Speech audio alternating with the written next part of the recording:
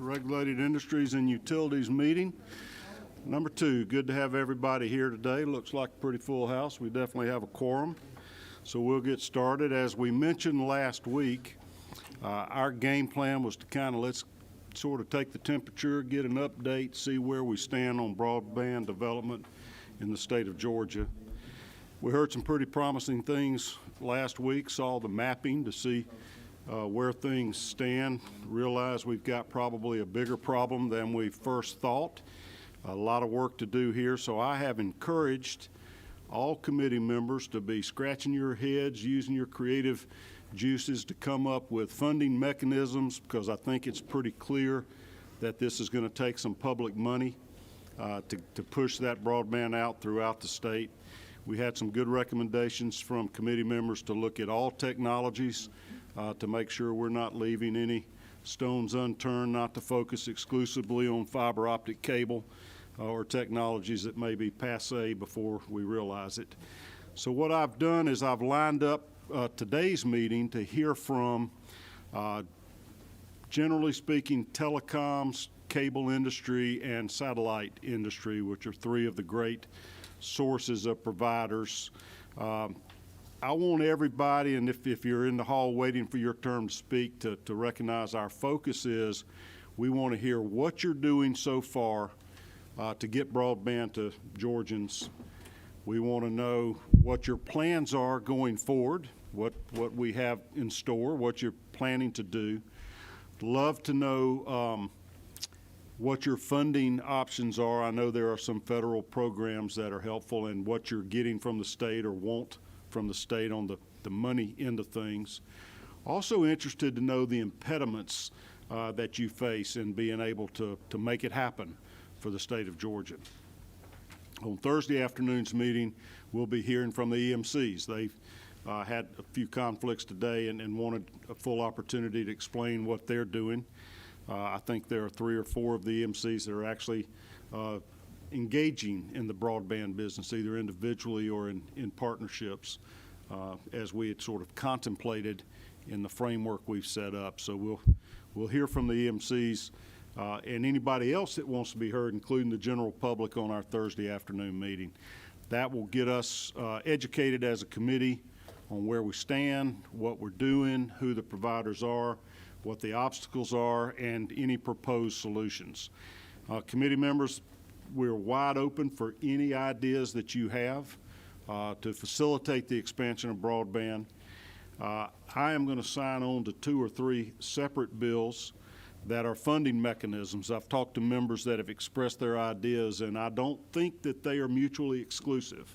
So I may support several different ideas. And if you look around our room, this committee generally has a lot of seniority. People that get seats on this committee have earned them through hard work. The minority leader made some great suggestions of folks that she felt like had a particular interest in some of the issues that come before this committee. And I think we got a good, mature team here, some smart folks, hardworking, educated in these areas that can come up with some ideas. What I know is, just as I'm saying, a lot of us have been around the block a time or two, is that all the ideas don't make it through the building. You know, some of them don't make it through the Senate side, others don't get through the House side, and some don't get the signature of my good friend the governor at the end of the day. So I'd like for us to approach every angle, any creative ideas you have. So that's where I am mentally, where we're headed going forward. We'll begin hearing some bills next week. Chairman Mullis, you have one you've requested a hearing on. We'll probably have a hearing on that a week from today, if you can start working towards that. Other people that have bills, if you want a hearing on them, please request that from me. I understand some people's bills aren't quite ready to be heard when they drop them. They need some perfecting, or maybe they just enjoyed the headline and not so committed to that cause as the newspapers think. If you have one you want us to hear, let me know, because time will start slipping away pretty quickly. So with that background, I want to introduce Mr. Hunter Hopkins from the Georgia Cable Association to give us a little spiel, let us know what the cable industry is doing. Mr. Hopkins, if you'll come to the podium here, and all speakers, that's that'll be broadcast live, so you'll be on film. While you're speaking, feel free to take your mask off. You are socially distanced from us, and we appreciate you being here. We've also have the capability for Zoom presentations. In fact, Mr. Stephen Hill will be, from the satellite industry, will be by Zoom here in a few minutes. The floor is yours. Introduce yourself, tell us who you represent, and fill us in on the sort of the status of broadband in your world. Will do. Thank you, Mr. Chairman. My name is Hunter Hopkins. I'm the Interim Executive Director of the Georgia Cable Association. I just started that role this month. I previously have had the pleasure to work with this committee and a number of you members in my previous role with running the Georgia Petroleum Council, but glad to be with the Cable Association now. Mr. Chairman, what I wanted to do today is just kind of give y'all a broad overview of the cable industry here in the state. We've got the Cable Association represents 5 different cable companies that are here operating in the state. It's Comcast, Charter, Mediacom, Vive out of Waycross, and Cox, which is actually down in Senator Kennedy's neck of the woods and along with Senator Lucas. But those are our 5 members that make up the Georgia Cable Association. The numbers, we are actually currently in process of combining all the numbers for the number of people that we serve. Back in previously, everybody, cable was first originally developed to kind of replace TV antennas. But then the digital age kind of came forward, and so now you're getting a lot of people that don't necessarily have a TV, but they still have an internet connection and stuff like that. So we're in process of going through and trying to get the numbers from our members to give you a factual, true number of people and the type of services that we offer around the state. Our folks have a vested interest in the state of Georgia. We have been here for a number of years since we first started serving the state with cable capabilities, and we have been working during these years to try to expand cable and broadband now to all parts of the state. And the biggest issue for us, it simply comes down to cost. In your larger metropolitan areas and even some of your mid-sized cities and bigger towns, it's easier to go in and put in some of those investments and be able to service those areas because that there's going to be possible customers there. When you're talking about 1 or 2 or 3 houses out some dirt road way down in Effingham County or somewhere like that, it becomes a little bit more challenging. We've seen what we've been trying to work with over the past few years is trying to partner with the EMCs across the state to see if we could go on and try to hook on to some of their poles.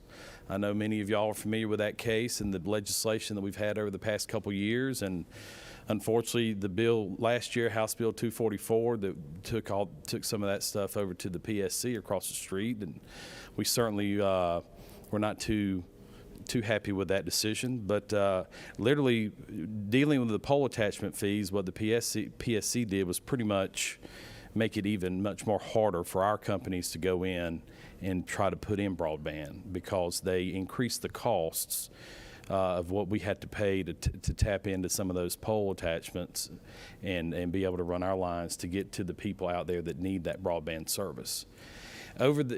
Although we had that little hiccup, 2020 was successful for us. Our members were busy trying to expand their footprints in the state, especially in this COVID society where we've got a lot of our school kids that are still down there, are still out there trying to learn from home and doing their virtual learning. We've been trying to do what we can to make sure that we make the investments to get that broadband service to those unserved areas so that those kids and all the citizens can take advantage of that broadband service.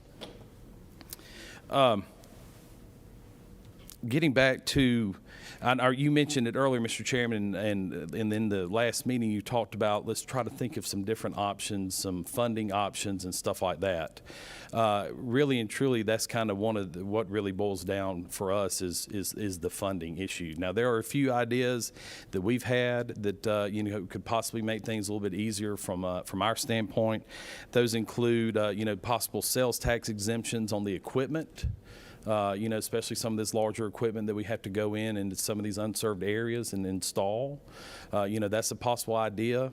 There's franchise fees could be looked at, and possibly trying to, see how that funding mechanism is set up and what we could do there.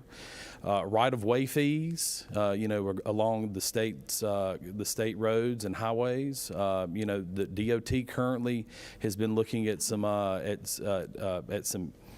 at the right-of-way funding issue, looking to see if they could possibly, when they're doing some road work, go in and, maybe go in and install a piece of conduit that we could then come in and, and put our fiber cable through to, help serve some of these underserved areas. And then, as I mentioned before, the pole attachment fees. The Cable Association last year in committee testimony, we pledged that we'd invest approximately $30 million in broadband expansion projects in unserved areas if the FCC rate was adopted by the PSC. Now, that FCC rate is $7.86. Is in some of our filings over at the Public Service Commission, we said that trying to get broadband to the rural and unserved areas, that investment could grow up to as much as $62 million if we were able to lower those pole attachment rates to the FCC level and even lower to what AT&T and Georgia Power charge everybody to tap into their poles. So we're willing and ready and want to, do what we can to have a seat at the table and discuss the funding options. Because we're trying our best to try to get our product out there to everybody so that everybody can take care of it. And there aren't areas of the state that are lagging, as a number of folks are in rural Georgia. I mentioned our members. Cox Communications, now granted they're, here up in Dunwoody, but they represent a big chunk of middle Georgia around Macon, Warner Robins, and Perry area. Vive is actually headquartered in Waycross, Georgia. Mediacom services that whole southwest corner of the state. It's not just, Charter is all over the place. It's not just an Atlanta thing and a suburb thing. We've got members of ours that have their services out and around the state. We're just trying to do what we can to try to make sure that we can get it into these unserved areas. And I know that map that y'all looked at last week really showed you a lot, the areas that are underserved. And we're still trying to work hard to do what we can, but it mainly just comes down to a cost for us, just because I know a number of y'all are in business. If if it's not a smart business move, you aren't going to make it. And there are a number of federal funds that come down that we're able to take advantage of and use. Governor Kemp just put this $20 million in this year's budget, and additional $10 million in next year's budget for rural broadband funding. We'd love to, to be able to use that and combine those and whatever other funding might be out there, because I know President Biden has talked about doing, part of their new COVID relief package might include some rural broadband type stuff. We're willing to look at any and every possibility that we can to try to piece something together so that we can move forward and trying to deliver a quality broadband signal to every house in the state of Georgia. So with that, I'll open it up to any questions. Right. If y'all have some more specific questions, I'd have to consult some of my members, specifically when it comes to the number of investments or in stuff like that, but I'd be more than happy to gather any of that information if y'all have got it. Well, I would invite you to provide to me any information you can gather. We'd be interested to know what, for example, how many customers you have, how many households. Love to know what geographic areas of the state you service. I'd be interested to know what your average monthly cost is per customer. And then I'd love to know what it costs you to run your cable to a home in the rural areas, in particular, the less densely populated. Because what I'm hearing you say is that without some kind of subsidization, you are unable to make your numbers work, to recoup even your cost of providing the high-speed internet connection to a home. In some cases. Yeah. Yes, sir. I mean, it's, some of my member companies know that when they do an expansion project into a rural area, that they know that they are not going to get every house along that line, if you will, that, that street. They know that they might not get every one of them to sign up, as a customer of the company.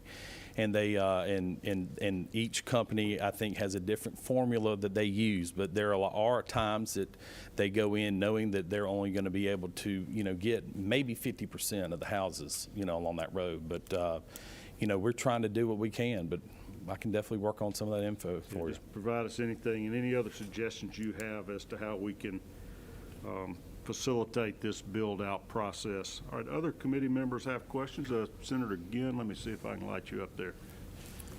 Thank you, Mr. Chairman. Said appreciate your testimony, Mr. Hopkins. One of the things that, when you mentioned the ruling from the Public Service Commission, I think you weren't real excited about that. But one of the things I am interested in, when you're reporting back to the chair and the committee, I think the EMC's made an offer across the state. I'm not sure if it was statewide or what, for deploying into areas where there is no current service, the dollar per year pole attachment fee. And I'd love to know how that plays into the math for y'all, and if that's a positive thing that can help us see more deployment into rural parts of Georgia. And I don't know if the EMCs would negotiate something longer than, I think that was a 5-year offer. 6-year offer, said they, and if they were, hey, we can do it if we could get X number of years or some way, because we're all looking for a way to make it happen. And I know a lot of their consumers, owners said because they are a co-op, they are trying to see that deployment out into those areas. So if you can help us with those numbers as well, I'd love to know how that works out. Thank you for the question, Chairman Ginn, but I will say that, yes, it was a 6-year, the dollar per fee, or the dollar rental rate per pole is in effect for 6 years. But at the same time, the PSC decided, although they cut us that rate for $1, they decided to raise the rate on all the other existing poles around the state. So right now, Georgia stands that the rates are now about 4 times higher than the national average here in the state of Georgia for the pole rates. Now, that's not everybody charges that. There is some a lot of my companies are under contract with a lot of these local EMCs, and they're under contract with Georgia Power and AT&T, whoever else owns the poles. They're under contract for them. Now, some of these contracts can be amended and changed. Others were signed last year before the PSC decision made, their case, and some of them are coming up for renewal, in the future. It just kind of depends, but I'll see what I can do and what kind of numbers I can get there for you. But overall, even though we got that dollar per pole fee for the unserved areas, a lot of our already served areas, the PSC's decision increased those pole attachment fees. Do you have to go through the served areas and pay this 4 times higher than national average fee to get to the $1 a pole for 6 years? A lot of that would be the case, yes, sir. As you're, say you're leaving, say we're leaving downtown Athens. We've got to get all the way through Athens to try to get out into Winterville or, some other small town, Hull or somewhere like that.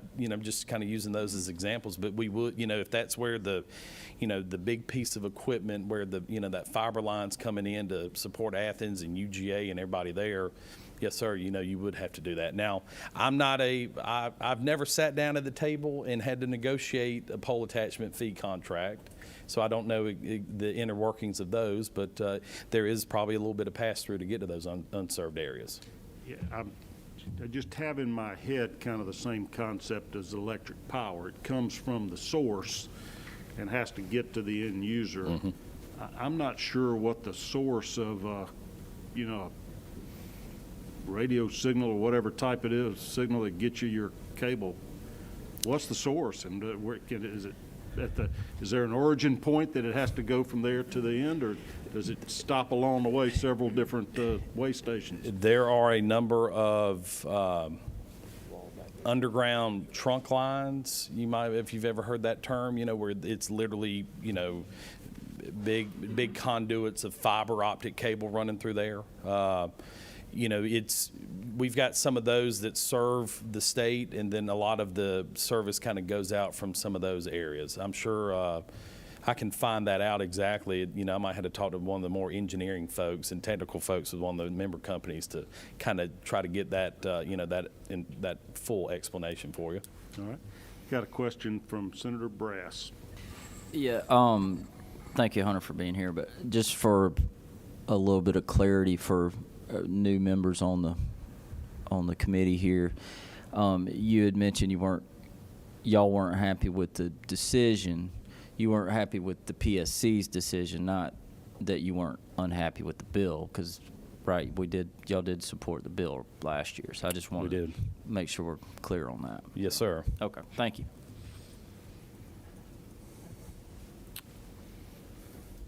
All right, Senator.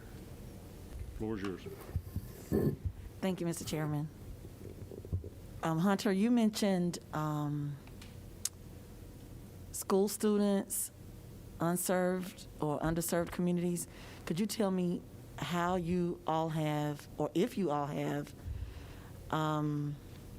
contributed to the adjustment that school children in schools and everybody pretty much has had to make during COVID? Have you guys made any contributions or? As an association, we have not, Senator Anderson. Now, I can't speak for my individual member companies. I know that they are very involved. I want to say I got an email today from Cox talking about some education scholarship. My member companies they're the ones that are out in the communities providing the broadband service to their customers, and they are much more involved on the community level than myself, just being in charge of the association. Thank you. Yes, ma'am. Thank you. Senator Albers for a question, then I have Michael Wall scheduled next. Thank you, Mr. Chairman. One quick question. The bill we were working on last year, wasn't it the case we already had an agreement that there would be a $0 pole attachment fee for underserved areas? Wasn't that the case?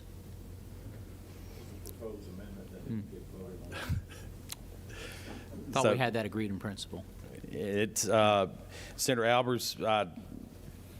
I'm sure you're exactly right, as well as Chairman Gooch. That was all before my time. I'm doing my best to wrap myself and learn all about that process and how that bill made it through the legislative process last year. So, thank you. Thank y'all for your time. Thank I'm more than you. happy to. I'll get this information for you, and y'all please feel free if you have any additional questions. Thank you Thank very you. much. Michael Wall, if you'll join us, please. That was part of the Gooch amendment.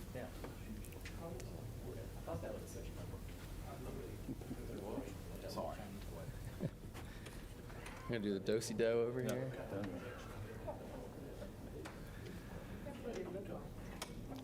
Hi, Mr. Wall. Please introduce yourself, tell us who you represent, and share your thoughts on broadband expansion in Georgia. Sure, Chairman Cowsert. First of all, thank you for your time. Thank you, ladies and gentlemen of the committee. If you'll indulge me for a second, I will tell you that I thought Hunter did a great job having started with us on January the 6th. He got some, I wouldn't say those were softball questions from the chairman, so I hope that he answered those sufficiently. And we're going to continue to teach him the cable way, if you will. So we appreciate your indulgence there. Yes, I assume the hard questions will be here soon. So first of all, my name is Michael Wall. For those of you new members, Senator Rhett, welcome. Senator Anderson, welcome. Madam Leader, welcome. And those of you who've been with us for a while, I'm glad to see you're all still here. My name is Michael Wall. I'm Vice President of Government and Regulatory Affairs at Comcast. I am proud to say that I'm here to represent our approximately 5,000 employees in the state of Georgia. We have two headquarters here. We are a local hometown company. Our what we call the Big South region is located here. That is in Norcross, actually Peachtree Corners, and that serves about 7 to 10 states. And then the Central Division office, which headquarters in the Battery, Atlanta. I think you've probably been there a couple of times where the Braves play, and hopefully we'll get to go back soon. We have our headquarters there with about 1,000 heads in that building. And that building oversees our operations from Michigan to Florida and everything in between, and that's why we're called Central, because we're in the middle of the United States, or at least what we think is the middle. So one of the things that I wanted to share with you today is I'm really excited to bring to you, and Chairman Kennedy was with us on this day, was we announced in June of 2020 that we were going to deliver broadband to some new unserved homes and businesses out in Haralson County and Carroll County. That I think was June 15th. I am happy to tell you that those folks in Tallapoosa and those areas of Haralson County now have broadband. We are able to deliver it within 6 months, and they had it the first week of December. I'm also happy to present to you that we did the same thing in Carroll County and went to unserved areas there as well. And together, I think it was around 7,800 homes and businesses that we were able to serve that did not have broadband prior to us coming. That was in a large part due to the promise of House Bill 244 and the conversations that were happening here and in the House last session and prior during the Senate Bill 2 conversations. So I'm really happy to hear that, or to provide that news to you.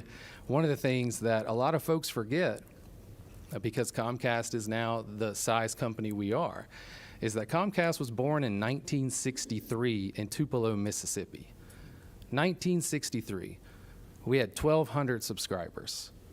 And so if you want to know about the American dream, check out Comcast, because we have a great story to tell about how we can move the ball and we've got a lot of great technologists in our company that can make things happen and make them happen quickly. For you and for your constituents and for our consumers here in Georgia and all over the globe, quite honestly. So one of the things also folks forget with this conversation is that when you lived in the city, you usually got your TV service from an antenna. Cable TV is who strung that antenna and strung those wires out to the folks in the hills. And we were who got them their services in the rural communities. And so we are very much committed to this conversation. We're committed to finding the answers with you. And we believe we've brought several to this body, and I want to remind you of a few of those, because I think through private conversations we're starting to, talk about them again, but I want to bring them to this body here today while you've given me the opportunity, and that is, we're going to have to skin this cat together one of two ways, or probably both. We're going to have to reduce our cost variables that are out there. And we're probably also going to have to find some subsidy. Well, as we know, the governor has just proposed $20 million in the amended budget and $10 million in the big budget, and I think that will help us. But the cost variables are going to remain. And if we don't figure out a way to address the cost variables, those dollars are never going to be able to stretch as far as we all want them to.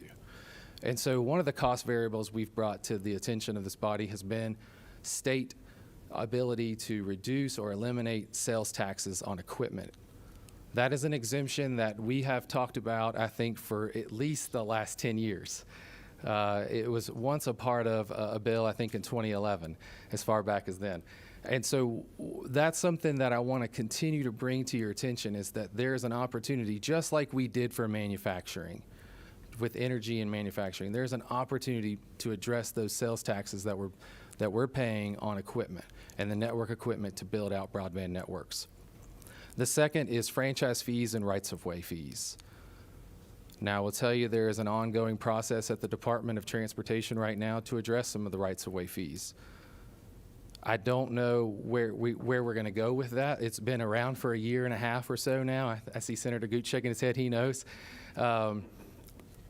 That is where today, if you have a retail customer in a city or county limit, if you're a cable provider or a video provider, you pay a franchise fee, pay up to 5% gross revenues. So it's getting up there.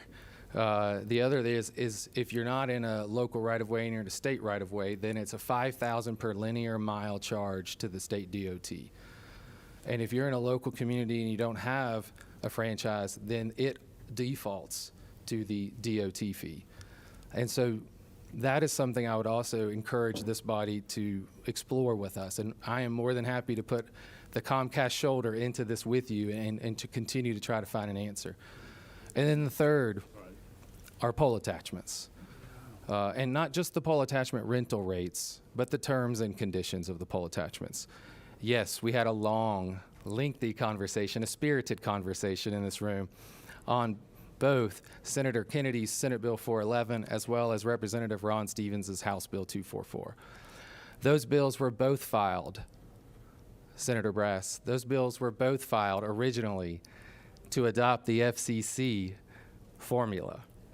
Not a rate, but a formula that would actually apply the cost of the pole owner to the rental and find out what the average cost should be. That actually goes by the data and the costs that are provided by the pole owner individually. Now, when that was explored at the PSC, that number was $7.30 on average at the state. $7.30. I'll remind you, we pay Georgia Power $6.50 under the same formula. So it gives you an idea that the EMC's costs are, by average, a little higher to serve in the rural areas, but not much. I'll also tell you that the terms and conditions matter, because what those do are those are the rules of the road, and those were also explored at the PSC. Unfortunately, the PSC's staff recommended some great terms and conditions that would have streamlined broadband expansions in the state. They were completely ignored. The terms and conditions that were brought to the PSC and proposed by the EMCs were adopted almost verbatim. They offer penalties. They offer opportunities to expand space on the poles. For instance, Comcast has already been a party to 2 letters from EMCs telling us that the space on the pole would no longer be 40 inches but 52 inches for their safety clearance. What that does is it makes that pole shorter really quickly. So if someone else comes along to want to put up something on that pole, which, by the way, if you're not familiar, what we put on the pole looks like a U-bolt. We get 1 foot of space for safety purposes, but it's probably no more than 3 or 4 inches. And so what happens when that happens is then you have to replace that pole. The renter, not the owner, will pay to move all of those lines off of the pole, pay for the new pole, pay for the engineering, pay for the safety inspection, pay to set the pole, and then pay rent on that pole. That is the way it works today. And because of that, we are going to continue to tell you that that is a cost variable that will absolutely eat into our ability to expand broadband in our state quickly. Now, is it something we can overcome? Yes. I think if we sat down with our friends at the EMCs and with this body, we can find a middle ground that will work. Comcast is committed to finding the middle ground for Georgia. We are also committed to exploring the funding opportunities. There are a lot of funding opportunities. As Hunter spoke earlier, the RDOF Round 1 just came through. It was a little over $7 billion. Georgia's take of that, I believe, was $326 million. What'd you call that? I missed the acronym. I'm sorry, RDOF. It's the Rural Digital Opportunity Fund. That is sourced at the FCC, the Federal Communications Commission. Who's that available to? What type of providers? That is available to eligible telecommunications carriers. Okay. And you consider Comcast a telecommunications carrier? Comcast is not an ETC. However, we do have ownership in a company that is. It's called Midco, and we are an applicant. And there is a quiet period that's a part of that process, and I don't know how much more I can explore that conversation with you right now, Mr. Chairman, but as soon as I get that fun email from legal counsel that tells me I can, I will. We don't want you to get in trouble. I want to interrupt you for 1 second. Do you have any idea what's the amount of equipment, the cost of the equipment you buy on an annual basis? I don't. I do believe we spend roughly $250 million maintaining our network in Georgia alone each year. So, because I'm trying to figure out what's the cost of this sales tax exemption, if it's 4% state tax Are we saving you $8 million a year that would help you go another few miles, or what are we doing here? I do believe that's around the right number. I would tell you that I think that number is actually for the entire cable industry. So it's not just Comcast, but I believe the last time we investigated that, it was around that number. I'll have to get back to you on it. Okay. I do know the telecoms are usually higher than the cable, or at least they were. And so we can definitely run those numbers for you. And do you know what your average pole attachment fee is? I do. What's that? So our average pole attachment fee as of right now is $20. Well, for the EMCs, it's $20.34. And that's your most expensive? And I Pole apologize. I'm sorry. Let me back up. I think Comcast's average is around $20.47. The average for cable, though, is $20.34. Hey, give or take. I just want to make sure I'm 14 being cents. We can completely make honest those here. numbers work. The other question you asked, I'm sorry, was. No, I'm just trying to figure. So I should tell you this. The PSC decision will be effective July 1. We are one of the companies that will have agreements that are expiring in 2021 and actually expired at the beginning of this year. And we'll have some more soon. And so that new rate is $27.71. That's for 5 years. Just in the EMC territories, you're That's paying correct. $7.30 $6.50 to Georgia Power. to George, but $7.30 in what other areas? So 730 would have been what the PSC established if they followed the FCC formula. Okay. So instead, they followed their own, and it came out to 2771. Now, I will tell you, they bifurcated the rate. So in served areas, it's 2771. In unserved areas, it's $1 Right. for 6 years. They considered it a promotional rate. The problem with that, as you could do the math quickly and learn, is that when we just went up from 20 to 2771, we took an increase, a hefty increase, on hundreds of thousands of poles. Comcast is on roughly 280,000 EMC poles. And so you can do the math rather quickly to learn what that increase looks like. So we just took that increase in costs to serve where we serve today. That's before we try to expand. And then once we expand into these markets that we have done our due diligence on and actually presented markets to the PSC that we could get to 20,000 new homes within the first 2 years of this, if they would have adopted the FCC formula, we've explored those. None of those are possible under this scenario. So people that are serviced by Georgia Power are in better position to get Comcast cable than an EMC? They are where those properties are contiguous to our plant. To your question earlier to Mr. Hopkins, I feel like I should share with you, you have to obviously tie back into the core network, whether that's a CRAN or a node, and I can go on and on about the lingo, and you're not going to care. But We got Stephen Hill waiting on Zoom. So one thing you all should know is broadband is light. It's literally sending light down a line. And then that is obviously then provided, it's electronics along that line that keep that light going. So when that squirrel eats into your wire or your landscaper nicks that wire, right? That is why all of a sudden you might start seeing buffering on your television, or you might see, or I should say pixelation on your television, or buffering in your internet. It's because that light started to get distorted, whether from other light coming into the line or water coming into the line. Most of those are what causes that. Okay. And I'm going to allow 2 questions because I've got satellite and telecom coming and clock's ticking fast, unless there's a really urgent question from my vice chairman. I'm going to recognize Senator Lucas first. The question I Senior citizen, senior member of this committee. By the way, we're really glad to see you, Senator Lucas. I'm glad you whooped that COVID. Was Ed Harbison until he left. my question is, if we agreed to exemption on equipment, I would be for only in the rural areas where you're doing the broadband. I wouldn't agree to it where you could apply to all of your equipment, period.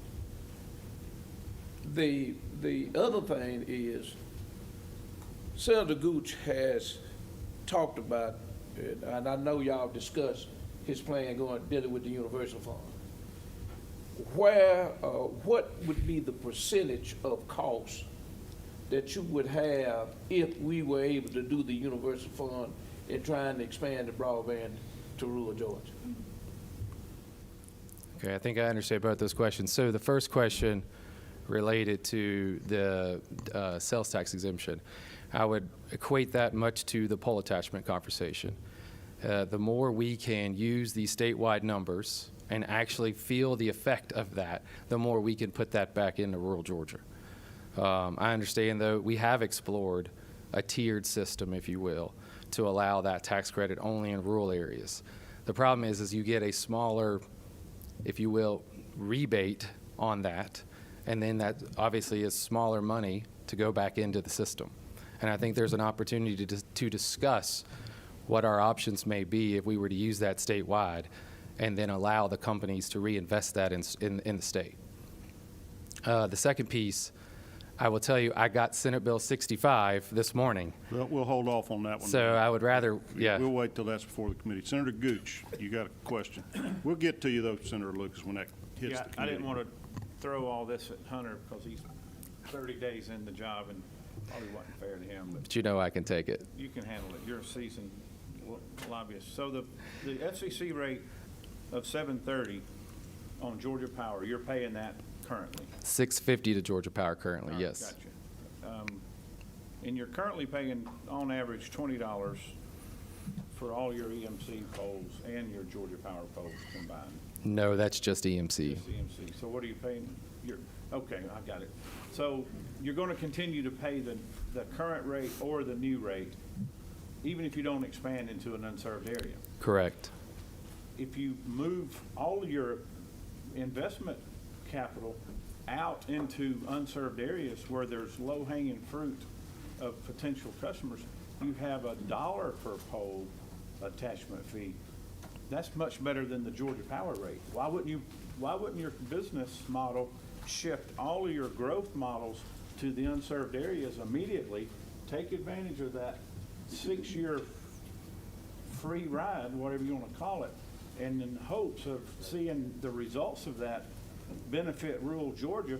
I believe everybody on this committee would say, let's lock that rate in for 20 years. You know what I'm saying? I mean, I think there's an opportunity here for the cable industry to do some good and not to have some other competitor try to come in and overbuild. We don't want to see that either. So I think the $1 a year, a dollar a pole per year rate is the best incentive we've seen yet. And it's a shame we didn't have that amendment last year, and it had to get kicked over to the PSC, but I understand the PSC was a unanimous 5-0 vote, but there were actually potentially 3 or more votes for a much higher rate. So don't you think the $1 per pole, the question is, why wouldn't you divert all of your capital investment money going forward into the unserved areas immediately? I'm not talking about where there's 3 houses per mile. I get the return on the investment's poor there. No one wants to do that. But then my final question is, if Elon Musk is successful, and we're going to hear from satellite providers next, if we get through the question, your business, Well, if we can get through questioning this witness, we may get to wired Elon. internet providers may be as extinct as payphone providers. So what do we do then? What does Comcast do going forward? I'm reluctant to say that satellite providers are here with the solution today. In the future, maybe. But what's your business model look like going forward from that? Great question. I think I can unpack it. So first of all, the way I would answer that is how we answered it in this committee last year, as well as how we explained it to the PSC. And that is, we make our decisions based on our state costs. What does it cost to do business in Georgia? And that cost, based on this decision, increased dramatically. And then to take that a step further, remember, when we go into rural areas, we've shared this all along. We've never not said this. Density matters. Sure. Density matters. In order to go out and sell this service, it's going to take a while to get all of those folks to sign up. There are more people leaving, unfortunately, rural Georgia than there are moving into it. And there are more folks out there who are on, and the median income out there is also lower. So we have to factor all of that in when you're looking at your business model to figure out how to make that work. And so when you've increased your costs where you currently are today. And then in 6 short years, that dollar turns to almost $28 overnight when you're still trying to pay off that capital outlay. It doesn't make sense. And the money that we had to invest, it just got put on the polls in Atlanta. All right. Senator Kennedy for a question, not a speech. Yes, sir. Thank you, Mr. Chairman. I'll get to that one. Mr. Wall, I think I understand from your comments that the cost of your deploying broadband ultimately affects the price of the end product to the customer. Is that correct? Absolutely. So can you speak to the relationship between the price and the take rate for customers, either in new areas or existing areas? Is there some sort of survey that's been done or some sort of industry norm that at certain price levels, when you get above certain amounts, the take rate goes down by some amount? And what I'm asking you to speak to with that answer, if you have an answer, it strikes me that we've all been focusing greatly on trying to get broadband out to Georgia, but it strikes me more poignantly in this hearing, we've not only got to get it out to rural Georgia, we've got to get affordable broadband out to rural Georgia, because if the ultimate price that it lands at the customer is such that they can't afford it and the take rate falls, I'm not sure we've helped them a lot. No, that's an excellent question, Senator Kennedy. I mean, I think the answer to that is yes. The costs obviously impact the direct cost to the consumer. At the end of the day, we all know that, whether it's immediately on the bill or it's just part of the rate.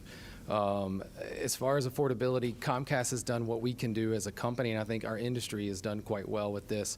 In fact, today, on the 10th anniversary of our starting Internet Essentials, which is our low-income product for families that we can serve for $9.95 a month, who are on free and reduced school lunch, veterans and folks who are in government housing, we just increased those speeds to 50 down, 5 up, which is a huge increase of speeds. And I hope that will help those families, especially those who are still, unfortunately, learning from home as we still all deal with this pandemic. But the answer about the cost, we believe that our price point today is affordable. And we believe that if we can continue to drive down the cost in deployment and keep our cost around where we are, obviously, in dealing with these variables that are out there in the rural areas, we plan to use our national plan. We have a national pricing plan, and we don't want to price those who are in rural Georgia any differently than those who are in urban Georgia. Thank you, Mr. Chairman. All right, thank you very much. Thank you, Mr. Chairman. Mr. Wall, I appreciate you. We have, I'll get back to you. waiting by patiently, Mr. Stephen Hill with the Satellite Broadcasting Association. If I could beg our tech people to do your magic, and let's get him on the screen. Mr. Hill, can you hear us? I can hear you fine. Thank you much, Mr. Chairman, members of the committee. Would you mind if I share my screen? I've got a thing I can pop up here. You got broadband? We'll do this. Let's do, there we go. See what There we you go. can Can you hear do. me? All right, the floor is yours. All right, great. Well, I want to thank everybody for the opportunity to speak. I'm talking from sunny Rhode Island, where it's we've had a lot of snow and rain and whatnot, but I've been doing these presentations around the country. And I'll start with talking about satellite broadband, which has been around now for about 15 years. Really, for the first really till about 2017, we were a first generation product. It was slow. It had limited capacity. It was much like your iPhone 1. It was a really cool technology at its time, but you wouldn't go buy an iPhone 1 now. Despite that, we had over 1 million customers. And then really starting in 2017, we started to see a game shift. We had 2 service providers, both HughesNet and Viasat. And they both launched new satellites.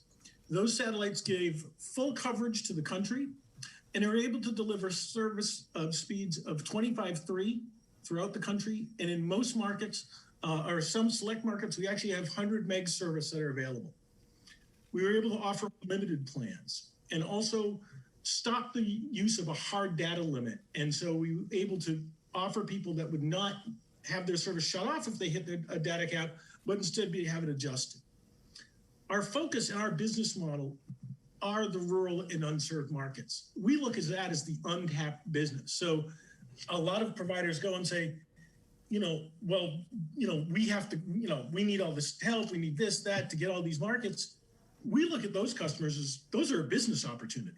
And we've focused on that business opportunity now for a long time. And really, since 2017, we've gotten over 1 million more customers. And it's been a profound shift. And with COVID, it's been, it's been even busier. What are people using us for? They're using us for everything that anybody else is using that for. Distance learning, business, government, agriculture. There's, we have farmers using our products for weather monitoring and pricing. We have small business that have set up continuity. If anybody's taken a flight in the last few years and done internet service, most likely they've been using a satellite feed while they're using that flight because the plane's being tracked by and able to pick up that signal via satellite. Voice over IP, so people can do Zoom calls. Another thing we're seeing is a lot of companies using our technology for continuity. So even though they might have a wired service, they're also having satellite as a backup service. And the reason for that is, let's say the landscaper nicks the cable or something happens on weather and a business loses connectivity. Well, in this day and age, that's a death knell. And so by satellite, that's what they're using as a backup system. And we've seen a significant growth in that business. I won't go into the whole survey, but we're seeing 10% of our small business customers are farms. 30% operate accounting firms, law offices, and they do everything from credit card transactions to running the websites, security, and everything else a small business does. And we've seen that business continue. Somebody mentioned what happened during the pandemic. A couple of things we did during the pandemic is we saw a huge shift in our network traffic from mainly going from an evening service to now a daytime service. And we were able to manage that traffic. And so people did not see speed slow down. They did not see performance. We expanded what's called a bonus zone. So it actually increased their data capability so they could download large files during off-peak hours. And we also saw, despite the increased demand, we saw our installation time in 2 to 5 business days. So, unlike a lot of providers saying, well, we can get there in years, I like to say we can get there in days. We've also been very busy with the disaster recovery, whether it's from a hurricane, a tornado, a fire. We're there and providing service and donated service for relief workers. And really, sometimes when we will go and help, let's say in Operation Rubicon, we're providing that telecommunication service. The nice thing with satellite, we can go in, we can quickly set it up, we can use an alternative power source and be connecting people immediately. We still are offering service in California from the wildfires and in Puerto Rico after the hurricane. So we've done a lot and we continue to be very engaged with that end of the business. But really want to talk to you about what's coming down the pike, because that's going to be very exciting. First of all, Hughes and Viasat have the next generation of satellites we'll be launching. They'll be launching later this year in the beginning of 2022. That will increase our capacity by 8 to 10 times. We're looking at 800 megabit per speed everywhere in the country. In some places, we may be able to offer enterprise programs of a gig speed. It's important to note it's also 100% private investment. So we have not been taking funds from other things. We haven't been able to do that. So we've made a business decision to do this, and the average satellite costs $8,000 per kilogram to launch into space. The satellites themselves weigh 40,000 kilograms. So we're talking hundreds of millions of dollars to develop and launch each satellite. And it's a proven technology, and it's only going to improve. And then the next generation after that is also being developed. It takes about 3 to 5 years to develop a new satellite, but those are in the pipeline. So we look at this as a growth business and a growth opportunity for time to come. Now, Senator Ducek mentioned what's going on with Elon Musk and SpaceX. Very exciting technology. they're using what's called a lower satellite. So it's a little bit different. Instead of having a single satellite up in space providing service to the whole country, they're going to have thousands of satellites offering service throughout the country. Now, SpaceX is the first one into the game. They've started launching. They're launching about 60 satellites a month. They've got about just over 900. And they're going to require about 12,000 to be able to have full performance. The product is in a beta. And so it will be some years before the product is out there. But there's, again, a lot of opportunity with that. They're a little bit lower, they're lower latency. So for things such as gaming or stock trading, that may be something to look at. Again, there's a very significant cost. There's billions of dollars, upwards of probably $16 billion to deploy the lower satellite. Now, on top of SpaceX, Amazon's getting into the game, and a company called OneWeb, which is going to be offering both a lower, but they're also going to be tying in with some of the higher satellites to offer a hybrid model. And so where's that going to lead? Well, you're going to see more applications for telemedicine, smart agriculture, 5G. There'll be continued private investment in everything we do. And the technology is only going to continue to improve. So we're not saying this is the end. This is really just the beginning. And we look at satellite as part of the overall solution to the internet and getting people connected. We're not saying we're the best solution everywhere, but in certain areas, we are by far the best solution and the most cost-effective solution. Just yesterday, Minnesota gave some grants out for wiring rural communities. In one community, they're spending $12,000 per household to wire them for service.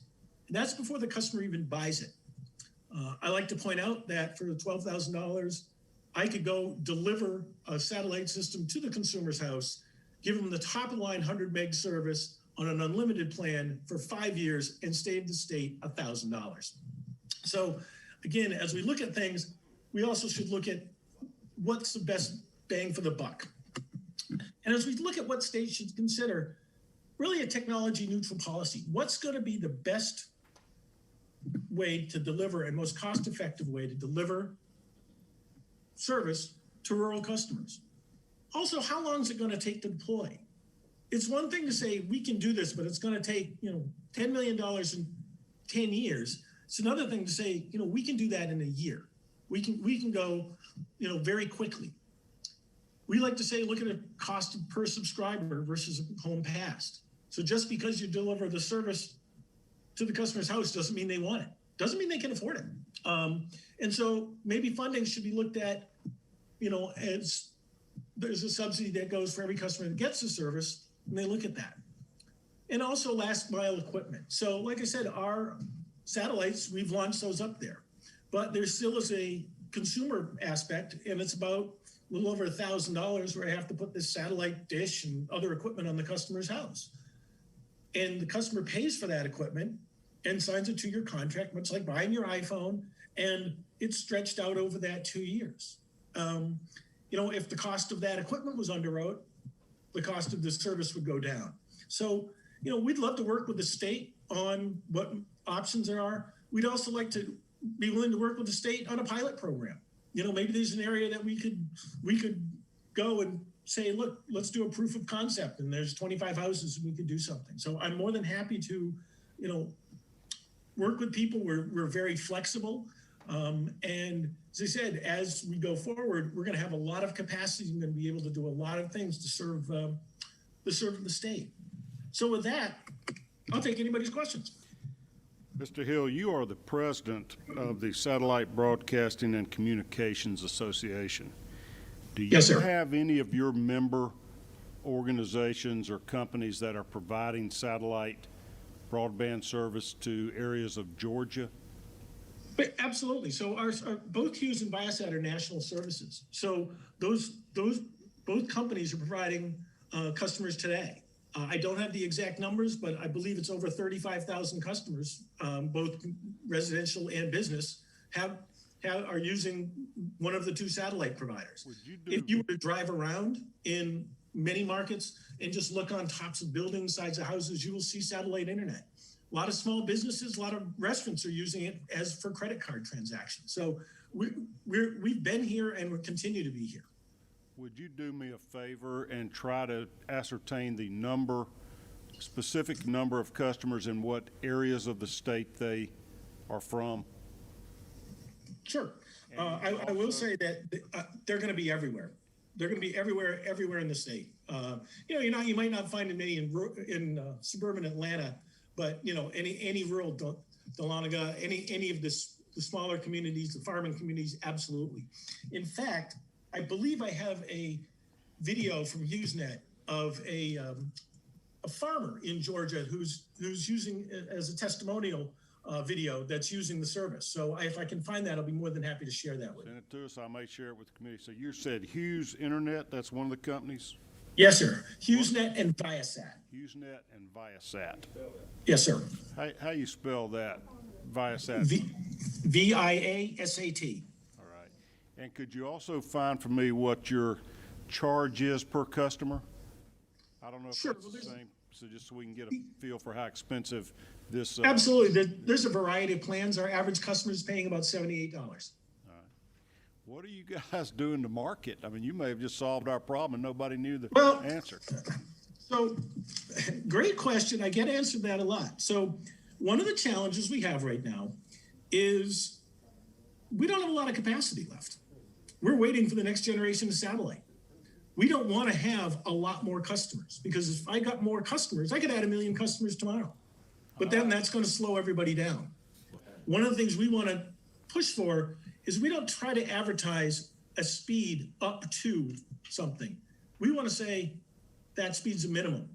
HughesNet won the FCC award, most recent FCC award, for best advertised performance. And the reason is make sure that we keep those customers, and when they get a plan, they're getting that speed or above. We want to make sure that that customer experience is the best. So I think you're going to see significant advertising once the new satellites go up. But with demand so high, in a lot of cases, we're outstripping the need. So doesn't make sense to advertise if you don't want to overload your network. So right. Unfortunately, it's a good program, a good problem to have, I guess. All right. When do you think this next generation satellites will be up? Right now, So great question. You're fun to Great hear question. about, but no help. Viasat is probably looking at Q4 of this year, and HughesNet is looking at Q1. They got a little bit pushed back due to Corona. So it takes a while to get up there. Once the satellites are launched, we're probably looking Q1, Q2 for the service to be available to consumers. So I would say about a year from now, we're probably going to be in real good shape. All right. I'm more than happy to keep you updated and send information as that becomes available. Please do. I'm going to recognize a couple of committee members for other questions. Let me point out, everybody, if you look in your folder, we have a handout of the PowerPoint that he presented to us there. Senator Gooch, do you have a question? Yeah, real quickly, Mr. Hill, thank you for being with us today. I'm glad you know where Dahlonega is on this big. You and I had a dinner there. That's We helped sponsor dinner at the winery. So I remember. Don't tell Mr. Mullis that he wasn't invited. My question is, what happens in stormy weather? Because satellite TV it goes out most of the time when you have a pretty significant storm. Are you going to have that experience with internet as well? You tend, if you're streaming video, you may, but you tend not to with internet because it's not using as much data. Video is very data intensive. So if I'm searching the internet or I'm doing other things, that's probably not going to be as much of a problem. But again, if I'm trying to stream a movie, you could see that same thing. Okay, and then one other question on your handout, you're talking about 25.3 speeds everywhere and 100 megabytes or 100 megabits in select markets. Why would it not be available anywhere in the world if you're a satellite? So that's a really good question. So it's all based off what's called spot beams. So we have everything is a beam. And so if you took a flashlight and held it over a geographic area, be that. In some cases, we have that Viasat satellite had beams that could handle 100 meg and others that could not. So there are select markets. Now, I do know that Georgia has some 100 meg markets. I can find those. You can also go on the website of Viasat. You can put in your zip code and it will tell you the speeds and plan that is available in your market.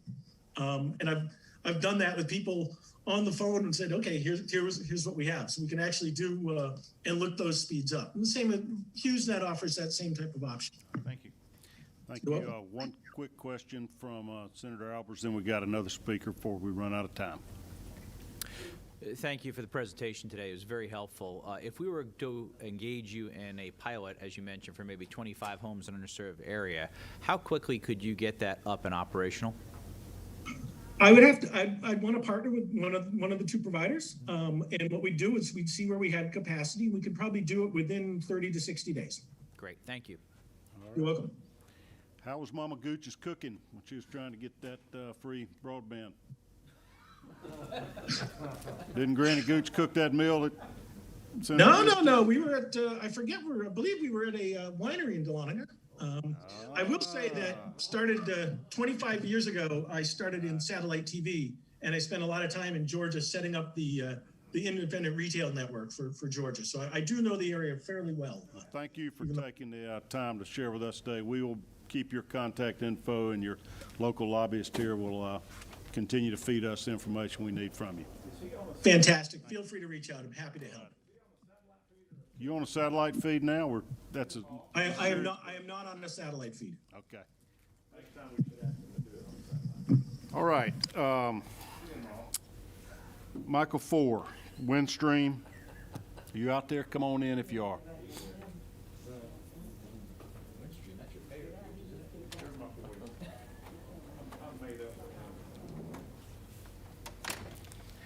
Come on in, and you got something to hand out, feel free. All right, I still got Adam Wise, Kevin Curtin, and Jared Thomas on my list if y'all want to speak. We're going to run out of time because there's another committee in here, but if you could come back on Thursday, we'd appreciate it. This will be the last speaker we have time for today. Right there, aren't you? If any of y'all I just mentioned are not able to be here Thursday, come knock on the door real quick and we'll make arrangements to let you talk. All right, Mr. Ford, introduce yourself. Tell us who you're with and status of broadband.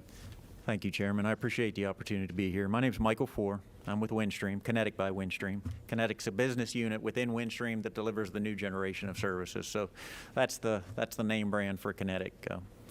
And I am Vice President of State Government Affairs here for Georgia. You asked for some numbers, so I'm going to give you some numbers quickly on what we've been doing. Last year, if you start at the top right of the handout that's coming around, wait a second. Last year, Windstream invested $76 million in Georgia. And over the last 5 years, we've invested $525 million in Georgia. Just some other stats: $40 million in taxes, 1,200 employees in the state.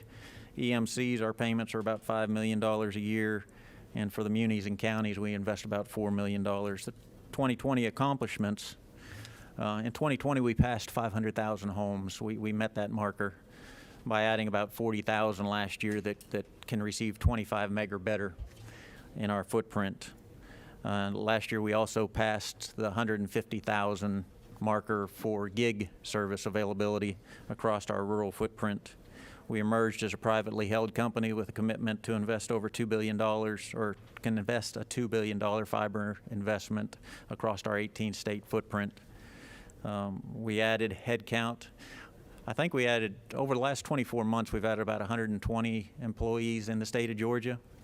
And we had 16 gig launches across the state. We went to the rural communities. Some of the senators joined us, had quite a few of them.